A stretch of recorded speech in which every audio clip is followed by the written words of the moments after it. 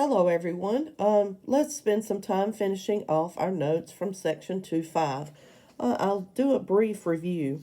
We were talking about indeterminate forms and finding limits without a calculator, and so I'm going to show you how to do this, and in most cases we wouldn't use a calculator. So let's just kind of remind ourselves.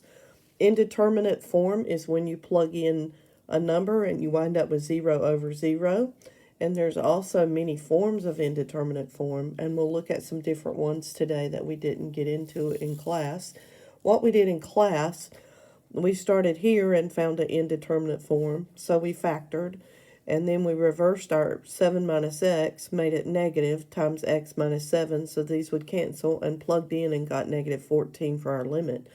Remember also, as you're doing these, it's very important to get down when to take away your limit notation, so it will only be removed once you have actually plugged in the number into the limit. So work on format as you're doing this. We did number 2, which was a similar problem. We factored, canceled, and plugged in. And then we did number 3, where we were looking at the use of a conjugate to change the form of our indeterminate form problem. So we actually multiplied by the conjugate, which are the same two terms involving this square root, but with the opposite sign, so that when we multiply them out, the outer and the inner terms would actually drop out and give us x minus 9. This allows these to cancel so that we can then plug in, removing our limit symbol, and then our answer was 6. Okay, so we're going to look at another problem kind of like that to start us out. This one actually involves two different square roots. And what I would say is if you run into anything like this, go ahead and multiply by the conjugate of the more involved radical. So in this case, if I plug in 4, I get the square root of 1 is 1, minus 1 is 0. If I plug in 4 here, I get 2 minus square root of 4, which is 0. So once again, I'm getting that 0 over 0. So I have indeterminate form. That should be our first check. So because that happened, that means I need to do more work on this limit so that I will be able to plug in at some point and cancel something, changing the form of the expression so that I can plug in and actually get a real number. So in this case, we're going to multiply by the conjugate of the numerator because this square root of x, 5 minus x is more complicated than the one in the denominator. So I'm going to multiply by the square root of 5 minus x plus 1. And if I do it here, I have to multiply by it here so that I am actually multiplying this expression by 1. Okay, so what that allows to happen is if we multiply back by FOIL, this times this will give me what's under the radical, 5 minus x. And then the outer would be 1 times root 5 minus x. The inner would be minus root 5 minus x. So those drop. And then I would have minus 1 times 1, which is 1. And so I have now changed the form of the problem. In the denominator, I have something that if I multiply it out, it's just going to be really long. So I'm going to leave it in factored form, hoping that when I simplify the numerator, something might cancel. So I then rewrite it as one large fraction and bring down my limit notation because I have not done the limit yet. I'm working on changing the form of the problem. So in the numerator, I now have 4 minus x, which will not cancel with anything in the denominator, which means I still have work I need to do. So I'm rewriting that, showing nice steps. Bring down the limit. I still haven't done the limit. And now, anytime you have 4 minus x, and below it you have the square root of x, you can actually rewrite that 4 minus x as square root of 4 is 2 minus square root of x times 2 plus the square root of x. And that's helpful because that would make these two factors give me something that I could cancel with this, okay? So in my next step, I'm going to actually factor 4 minus x, which is unusual. So that's going to become 2 minus root x times 2 plus root x over 2 minus root x times root 5 minus x plus 1. At that point, bring down your limit. You haven't done that part yet, just brings down. These could now cancel. At this point, you want to plug in and see if you might get something other than indeterminate form. So at this point, I go 4, 2 plus square root of 4 over, I'm actually getting a number. So we can actually take the limit at this point. So I'll go 2 plus the square root of 4, plugging in the 4, square root of 5 minus 4, plus 1. And I'll simplify. On the numerator, I get 2 plus 2, which is 4. In the denominator, I get 1 plus 1, which is 2. And so my limit is equal to 2 on this problem. Okay? So, now we also did a problem involving complex fractions. Okay?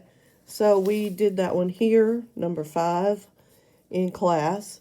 And so when we initially plugged in, we got 0 over 0.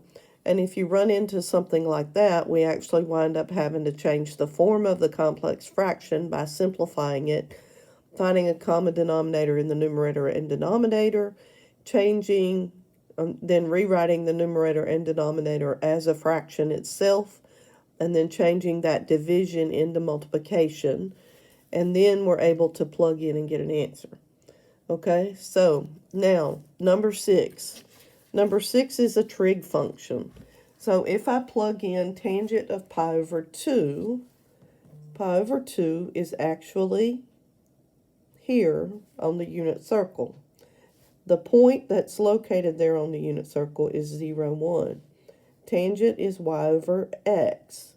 So that is actually undefined, which we generally will refer to 1 over 0 as infinity in this point. So what we're doing is realizing that this is infinite. And so in the numerator, I'm getting infinite. In the denominator, I'm getting the cosine of pi over 2, which is 0. So I'm getting 0. So the cosine of pi over 2 is 0, but we're finding secant here, so this actually would be 1 over cosine, which is 0. So this is also infinite. So we have an indeterminate form here that's infinity over infinity. Because that happened, we need to change the form of this limit so that we can plug in and actually find an answer. So what we're going to do here is rewrite tangent and secant in terms of sine and cosine. Anytime you're doing something like this, if your trig functions are not sine and cosine, your first effort would probably be to write them in terms of sine and cosine.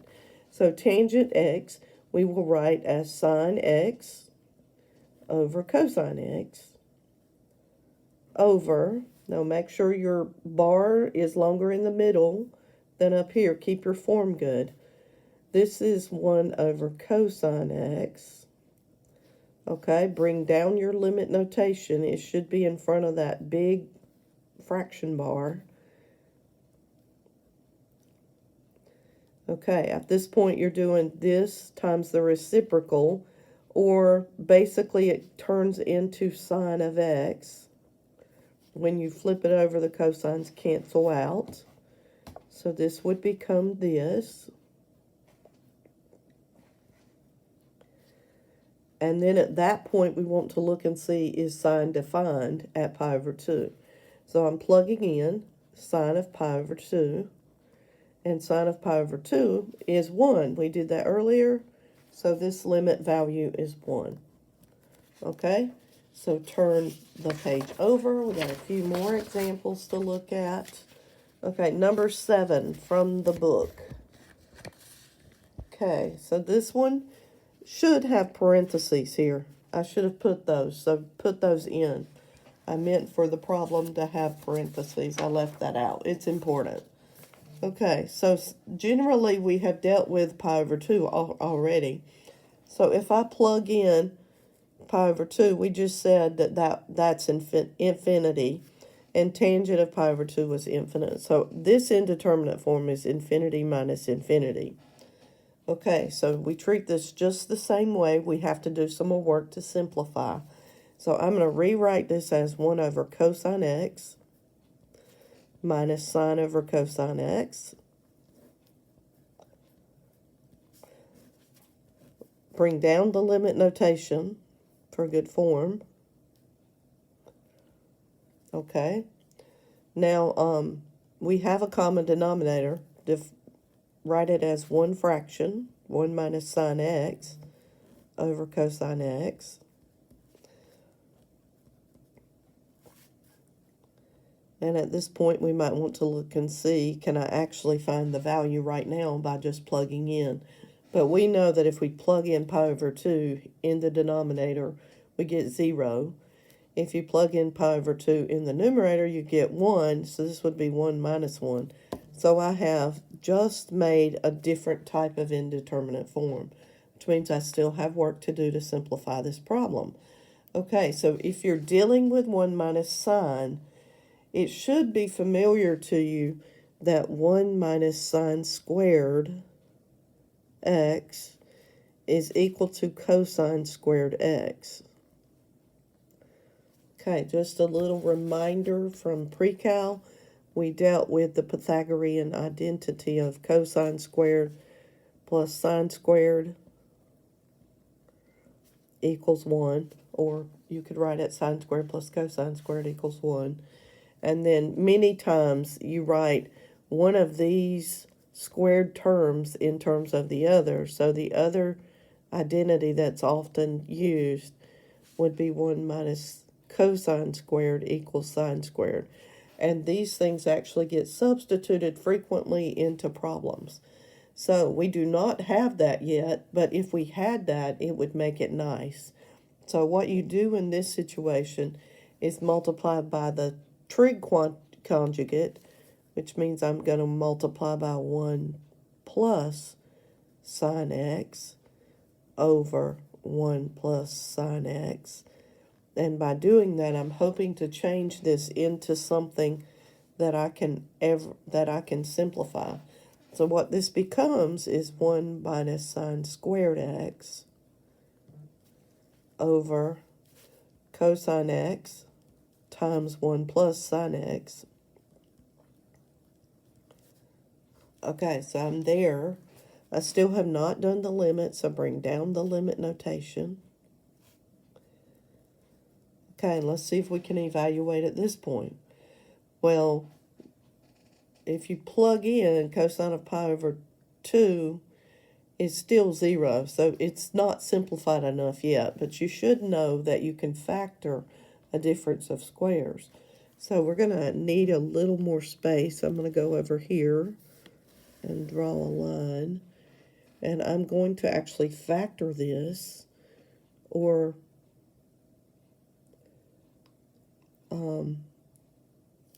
no, I'm going to actually take 1 minus sine. I'm not going to factor it because I would wind up with exactly what I had. But I'm going to take 1 minus sine squared x and plug in cosine squared x for it. So I'm using that identity once again. And I'll do that because I should notice if I'll do that, one of the cosines will actually cancel. And our goal is to get something to change the form of this expression. Okay, so I'm at that point. I'm going to bring down my limit notation. Still have not done the limit. Okay, lots of writing. At this point, this will cancel with one of these. So I'm going to mark out the square up here and mark out that. And then at that point, I want to look and see, can I actually evaluate it? Cosine of pi over 2 is actually going to give me 0. Sine of pi over 2 is actually going to give me 1. So what I actually have is cosine pi over 2, and I'll show the work, over 1 plus sine of pi over 2, which is 0 over 1 plus 1, which is 0. And we're done with that problem. That was a lengthy problem. I wanted us to do something where we worked with this and multiplying by this form because you could run into that. Okay, number 8. Okay, number 8. This problem, okay, this should be an H, not an X, typo. So the limit as H approaches 0 of this, if you plug in 0, you can clearly see you're going to get 0 in the denominator. But the numerator is not 0, so you're not getting indeterminate form. You're actually getting square root of 2 minus 10, which is actually a number over 0. Okay, so when that happens, that's implying that there's a vertical asymptote involved. Okay, so in this problem, because there's a vertical asymptote involved, we're either going to get infinity, negative infinity, or the limit is not going to exist. So what we should do when this occurs is we should approach from the left and approach from the right and see where each side is heading, okay? And so in this problem, it is not friendly for non-calculators. I'm just going to kind of show you what you would do. You would start with thinking, I've got to go from the left and I've got to go from the right. And so when I do that, I've got to come up with values where I'm getting closer and closer to 0 from the left. So if I started at negative 0.1, that's close to 0 from the left, I would plug that in my calculator and find a value, okay, because that's not going to make friendly numbers. It actually comes out to be 86.2. And so then I want to go closer to 0 than that. So I could use negative 0.01, plug it in my calculator, and I get 858.9. And I could go even closer. And now I'm getting closer and closer to 0. This goes to 8,586. And so you can see this is clearly going to go up the more zeros I put into that decimal. Okay, so that was approaching from the left. Now, if it approaches from the right and it goes to infinity as well, we would say the limit is equal to infinity, even though technically it does not exist by definition because it doesn't approach a single number. Okay, so if I approach from the right side, I would do the same thing. There's 0.1. Then we're going to from the right. So I would plug these same numbers in. Now, here's what I actually get. And so you can see that by doing these numbers, this is a situation where you have a vertical asymptote and these numbers are going closer and closer. So this is becoming more negative as it approaches from the right. And this is becoming more positive as it goes up. So because they are not approaching the same thing, we would say this limit does not exist. Okay, and then the last problem that is on the notes is this. And if I plug in, I get 0 over 0 once again. So I have indeterminate form. So I left the work off of this page, but the answer to that was does not exist. So I'm going to leave that there. Now, number 9. Once we get here, we're going to actually do the math here to see if we can simplify it. So when you cube x plus 2, you actually have to multiply out x plus 2 times x squared plus 4x plus 4. And here's what you get. Okay, so this one looks like this. You can see where I'm doing all that long work. And this becomes this. Okay. And so you actually have all of that minus 8. These will drop. Then you can factor out an x. The x will cancel. And then you plug into what's left. And so you would wind up with 0 squared plus 6 times 0